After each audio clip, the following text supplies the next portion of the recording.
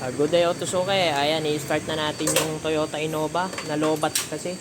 Kaya chinarge muna natin yung battery. So, ang gagawin natin is start na natin, i-reset natin yung fuel filter kasi nagpalit tayo ng fuel filter. Tapos i-start na natin. Tapos tingnan natin kung kumakarga siya. Yan. Yan, kakabit na niya yung yung battery. Ayan, tapos na to. Na-change oil, na-tune up, palitan ng alternator. Ayan. Ayun, yung alternator pulley. Yun. Bago na yung alternator pulley, tsaka mga bearing sa loob, tsaka itong fan belt, ito. Original yan. Original pinalit namin. Original na serpentine belt. Ayan. So, start na natin. So, ito, ang gagawin natin, magre-reset tayo nito. Tatanggalin ni Fidel yung socket. Dalawa yung socket yan. Ito, tsaka yun. Dapat nakatanggal yun. Tapos, ignition on ko. Ignition on. Tapos, 3 seconds. Pag ano ng 3 seconds, siya na magbibilang nun eh. 3 seconds. Tsaka niya ilalagay yung socket. Yun. Tapos, yan na natin. Ayan na. Yan lang natin si Fidel. Ayan ang susi. Sige, tanggalin mo muna. Nakakabit. Yung dito yan eh. Yung fuel dito.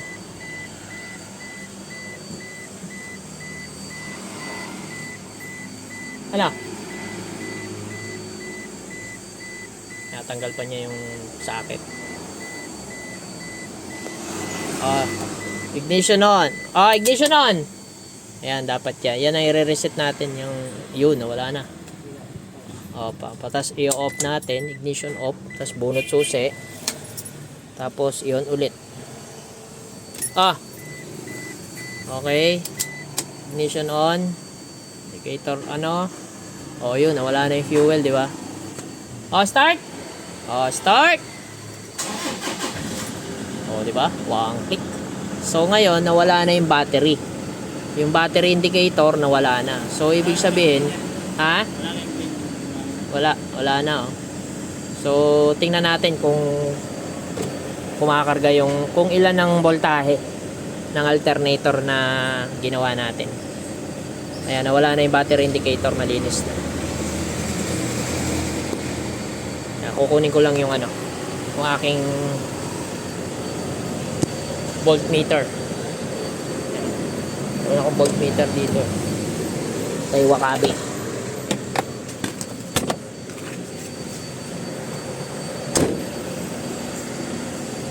Ayan. Tingnan natin kung ilan ang voltahe. Kanina 11.5 na lang eh. Ayan, saksak natin dito sa cigarette. Ayan. Diba ang lakas? 13.9 13.8. Malakas na yung karga, di ba? Aircon ko aircon. Aircon. Tingnan natin kung magbabago. Aircon.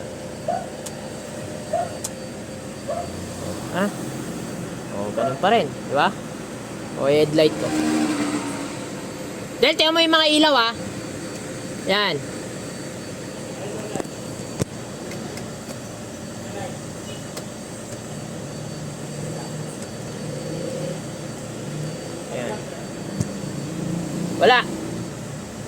Walang fog lamp. Yung sa likod na lang. Hindi nagbabago, naka-aircon yan.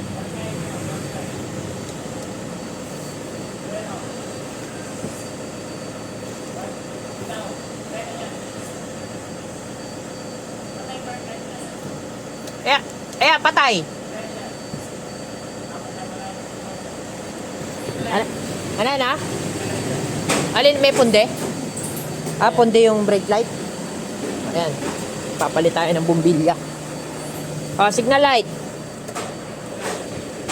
Meron. Kabila. Burst.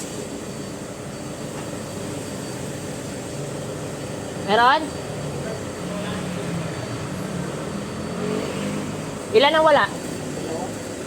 Ayun. papalit tayong bumbilya. Bali, palitan natin. Patay na natin. Bali, magsusukat tayo ng langis.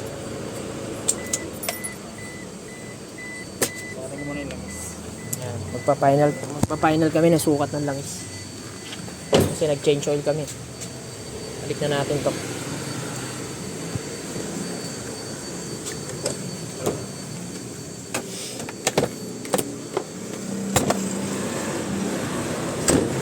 Bali, magpapalit kami ng bumbilya. Ito. Tsaka yung reverse.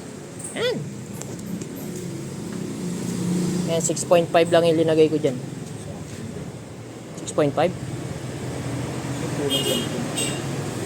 Kulang sa likod eh. Buhos mo na lahat yan. Yung pampito.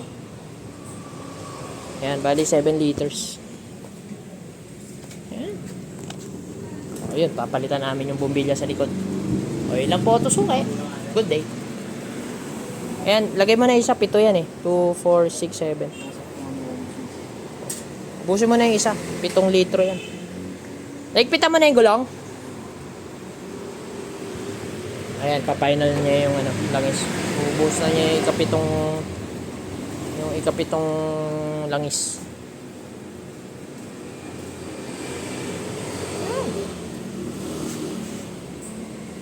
Ano?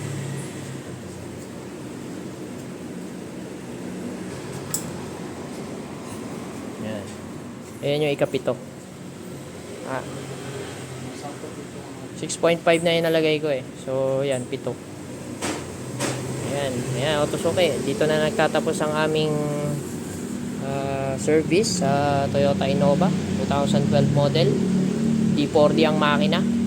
So, ang ginawa natin dito is change oil, tune up, clean adjust brake, palit ng bumbilya, brake light, tsaka reverse light, tsaka palit ng clutch pulley ng alternator, tsaka dalawang bearing sa loob.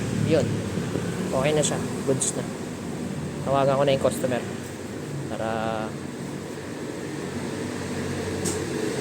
pakuha na niya. Okay na? Okay, 7 litro. Okay lang po ito suke. Good day.